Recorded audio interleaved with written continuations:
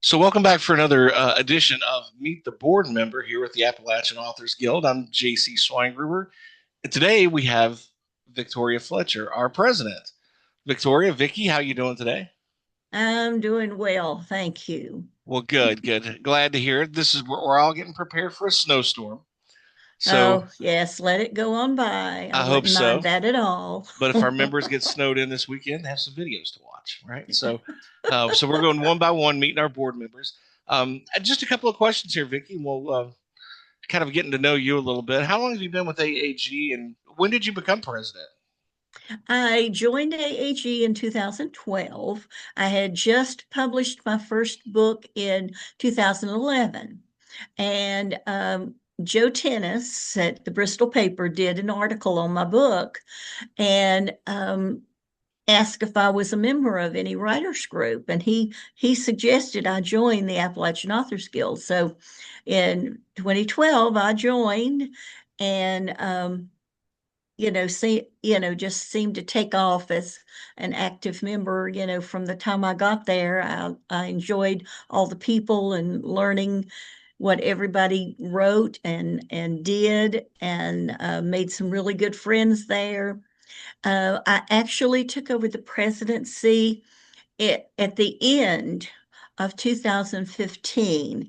The former president, Daryl Fleming, was having some health issues and asked if I would step in and take the rest of the year. And after doing so, then I was elected president and have been serving that ever since. No, so you've been in the guild for almost this is the 14th year. Yeah. So, uh, It's the Well, what? no, not 14. That's how long I've been in AAG. Right. Yeah. Been president for 10. Right. So you've been a member for 14 years, and over those Yes. 14 years, I guess, was there a couple of things that stood out during those years that you took from the guild, that you learned from the guild, or things that just kind of helped you in your writing or just in life in general? Oh my goodness. There's been so many. We have been blessed with absolutely fabulous speakers and presenters that, share their knowledge of writing and what they do, to make a go of writing. And it has just helped me so much. I just feel like I've learned so much from not only our speakers, but the members. The members are just in every genre that can be imagined and are just very excellent writers. One thing I've sort of taken away from it is that whether it's somebody that's been writing like Linda Hoagland for what 30, 40 books, over 40 now, um, Right. or somebody working on their first book, when you talk to people about their experiences and what they're learning about the craft or about themselves as they go through the genre or their work, you always learn something new. It's not like you have to go to Always. the most, the ones who have published the most or written the most. You can always learn something from something to pick up for yourself, and little tidbits here and there. I Yes. think that's one of the things, and the friendships over the years. Oh, yes. That's been my favorite part. So we have workshops every month, um, for the most part. Every, yeah, every other month is the workshop. And then in between there, we just have a speaker. But we've had wonderful presenters for both. And we have a pretty busy year coming up. Tell us a little bit about the year ahead of us. Well, our first meeting, February the 10th, we are honored again to have Stephen James with us. It will be from 1 to 3 here at the incubator. And he will be talking this time about dialogue that your readers want to read. This is something that I really struggle with. So I am thrilled that he's going to be doing this workshop, and hopefully I can get some really good pointers in how to help me, move my dialogue along. Yeah, that's one of the things that's so good about our workshops. It's not just every time we come in like a big big grand topic of just writing in general. We hone down on very specific things that people can learn from. And dialogue is not the easiest thing to write. And especially No, if you're writing an Appalachian dialogue without falling into stereotypes. So we really focus on things that are going to help people with, with the issues they face in their writing. Um, exactly. And that's why I always love the comments and things from the members each year of what topics they would really like, and, we do our very best to incorporate as many of those as we possibly can during the year. yeah, and so we have a lot of things coming up. I think Dr. Jesse Graves will be back with us at some point Oh, later in the yes, he year. will. He'll be doing poetry. I believe it's in August that he will be joining us. And one of the things that I thought was very fascinating about this, I've never been wanting to write poetry or really get into it a lot, but um, he always brings a great workshop, and Yes, he it's very does. fun. And he teaches at ETSU, but he Yes, presents in a workshop that even if you're not into poetry, you kind of don't want to miss his workshop. Or exactly. Stephen James either, because they're both That's so, right. and we're I blessed to I have them don't every I year. don't write thrillers, but his workshops, because I mainly ask him to do the craft of writing. He's done several award-winning books on subjects, and but every workshop that he has done for us, I feel like I take away things that I can add to my own writing in my own genres. Mhm. Now, we may have some members who don't really know a lot about some of the other writing contests that come up during the course of the year. Occasionally, we do an anthology, and we try to encourage members to write short stories or poetry or essays or anything for those. Yes. But we have something called the Golden Nib that we're involved with. Can you tell the members who maybe don't get an opportunity to come in person what the Golden Nib is and why they should consider being a part of this? Yes, the Golden Nib is an annual contest sponsored by the Virginia Writers Club, of which we're a subchapter, and they have fiction, nonfiction, and poetry entries. And so at every local level or at every subchapter level, we are asked to have our members submit fiction, and there will be guidelines, as to how many words and that type thing, nonfiction and poetry. And then they're judged at the local level.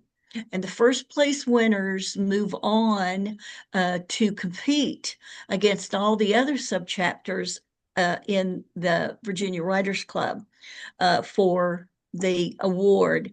And but first, second, and third place winners are included in their yearly anthology. So it is an excellent way for someone, especially someone who hasn't written a lot, to have an opportunity to get a short story or an essay or a poem in their anthology and start getting recognized by people. Yeah, and it's a good way if if you especially if you win and you want to go to Richmond for the presentations and and they have workshops there too. So we've had a couple members actually go, and I know it's Right. a good distance away, but we've had some Well, it members is for actually go. me, but we do have members that are closer to Richmond that, Yeah, that they're able to go and take part in that. yeah. So it's a good thing and it's kind of fun just to sort of flex your muscles a little bit and write something maybe outside of your wheelhouse. Because we usually get some really great submissions and they're fun to read. So I would Yes. encourage people to do that and you know a regular writing prompt anyway. Do some writing prompt challenges. Find some other members that are close to you that you maybe can meet with on a regular basis and kind of help each other along, keep each other accountable, and have fun. Have fun with it. That's the thing. Right. Um, this doesn't have to be the most Well, serious thing in the world, but have any fun with it. writing that you do is just going to help you. Yeah. It may not be, in what you are familiar with or what you normally write in, but it will help you. It brings out other ideas and ways that you can include those in your writing. Now, in one of our meetings each year. I think Linda Hoagland probably does this. She loves writing prompts too, as much as I do. So Yes. at first, I was very timid when I was newer, when I was a newer member, and about like, oh no, what kind of. But it really forces you to be creative because she really kind of gives you different things, and you write outside of your genre, and Yes, oh, you really start to. I think as a writer, you start to grow when you're willing to do that, get outside of your comfort zone. I think so And too. the coolest thing that I think other members need to know about is when we do things like that. If you have a writing prompt, like a couple of cards that I do every week, pull these cards and do a writing prompt challenge, and you get two little subjects and then a character card, right? So this week, for example, is the character card is a nurse, and the other two cards, one is called Broken Promises, or a Broken Promise, and a Holiday. So how do you Mm, mesh those things together? So the coolest thing about doing these things for other members is those cards may say one type of thing to you, but one person will write sci-fi, another will write horror, right. one will write some dramatic period piece, and it's like just the creativity of people is so cool Exactly. to see. I love And when you that. share that with each other, it is pretty amazing. And yeah, it kind of always comes out clumsy when we write it on the spot like that, but it's still fun because if you really liked your story idea or whatever you were doing, you could always go home and build on it. You know, Exactly. um, And I thank you for taking that on Thursday nights for the Zoom meetings for people that can't come to our meetings because they're during the day and they may work or and for some reason couldn't attend. And this gives them an opportunity to still be part of the group. yeah, And I love that. yeah. And sometimes we'll have three, four, five. Sometimes we've had as many as eight, nine, 10. Yeah, it just That's depends, great. hit and miss. So, whereas we meet in person on the second Tuesday of each month, our Yes. Zoom is the second Thursday of each month on Zoom at 8 o'clock at night. So, Right. for those that want to, they can't, just let us know, and we'll be in touch and let you know how you can be a part of that too. Vicky, is there anything else you want to kind of tell the members? First of all, how many members do we have Um, last year? And then, Well, last year we finished with 50. Of okay. course, right now we're going through our membership blitz, where the membership is only $20 for the month of January. So it's a good time to join. And I think that my last count, we had 24 so far, renewals and things for this year. But that will continue to steadily grow. And which is exciting. I hope to get back up to that 50 mark again for this year and even beyond. Well, our numbers actually have been growing steady every year for the last three Yes, or they 4 years. have. So, I mean, so we're sort of ahead of schedule, I guess, right now in January for the number we have. So by the end of February or March, I mean, we'll still get new members over the year, but Right. we'll end And up a with lot of over people 50. I like think. to join before March because that's when I send out the Virginia Highlands Festival signups, and a lot of Mhm. people like to be involved in that to be able to sell their books. And but they have to be a member by, I think it's March 15th. I'll have to double check that, and I'll Mhm. put that in our updates when I send those out to get the initial. Now there will be several times that invitation goes out, Yeah. but it goes out to only members in March. And so they get to fill in the slots that they would like to have. And then it will go out again at the end of April and at the end of June, if any openings are still available, for the Virginia Highlands Festival. And folks, just keep in mind, it's even though it's only $20 or $25, depending on when you join, we're a 501(c)(3), so you can Yes, get a you can. deduction. Yeah, You it's exactly take that off your taxes. so it's like you didn't pay anything to begin with. So, but no, that's a good thing. And but I would encourage everybody if you're not a member or even if you're thinking about writing, it's a good thing to join a guild and kind of get to know some people that are writers and kind of pick up on some things. You'll always learn something new. And like I said, most importantly, just have some fun, come out, make some new friends, and and Yes, and sit down and write. That's what writers do. We also have a exactly. website, Vicky. What's our website? It's AppalachianAuthors.com. Okay, and they can join online there. There's a membership form online, Yes. and there's a probably do we still have the some of our members that have the little bios on there as well?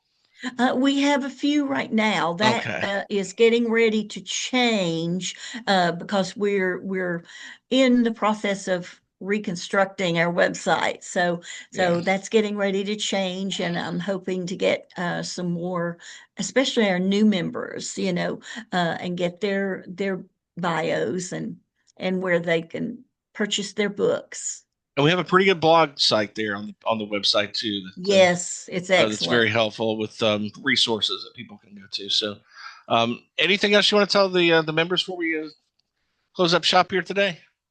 No, other than, I'll be sending out updates probably this week. And then February the 1st, or very close around that, is the launch of our new Tidings newsletter that will be sent out. And I would love feedback from people, as to, is it too much? Is there something missing? What would you like to see there that we may not have added? Um, because we want to make it because it will only come out every other month. It's what we call our board meeting months. So it will be only every other month, but we want that to be, our communication about everything that the group is doing. Yeah. So again, thanks everybody for tuning in and getting to know Vicki Fletcher. And Vicki, thank you for your all the work you've done with the Guild. You've made it very fun and made it very advantageous to be a member of a guild here in our region. Thank you. I So, really enjoy doing that. And I hope everyone is getting, um, or feeling good about being part of the group. yeah. So if you're not a member, you can go to the website and join, or just join us in person, and we'll have an application there for you. But thanks again, and we'll see you at the next meeting. All right. Thank you.